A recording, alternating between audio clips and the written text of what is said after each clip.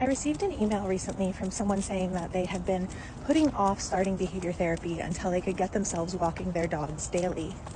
But then they'd realized that part of the reason they weren't walking their dogs daily was because of the dog's behavior concerns.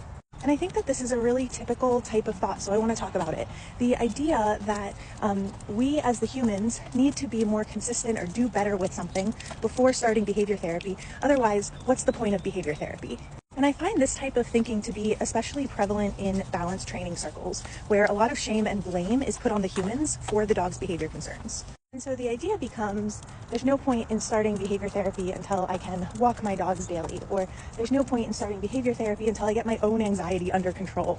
And that's such an unfortunate misconception, because part of behavior therapy is making things better for the human. And not only making things better, making things accessible, making things sustainable. So for example, I would hate for someone to put off getting help for themselves and their dogs because they think that they should be walking their dogs daily.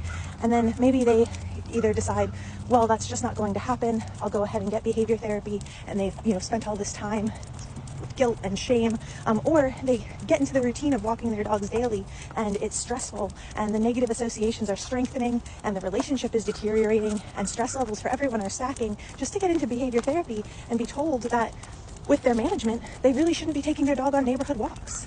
A good behavior consultant meets people where they are.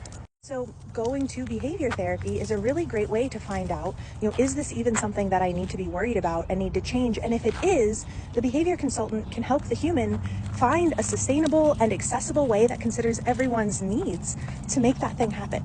I think often perfectionism gets in our way. I see similar conversations of like, I shouldn't start behavior therapy because I can't commit to weekly training sessions. That's okay. You don't have to commit to weekly training sessions to make a huge difference. Most of the differences that we're making in behavior therapy are about sustainable small changes throughout the day, throughout your life. But again, there's that notion that I see a lot in balance training circles of like, you have to commit to this, for most people, completely unreasonable schedule of training in order to see any progress.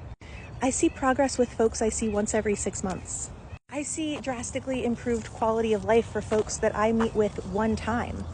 And they email me later on to say that stress levels are so down and everyone's quality of life is up. And it's not necessarily because we did any work like counter conditioning and desensitizing or anything like that.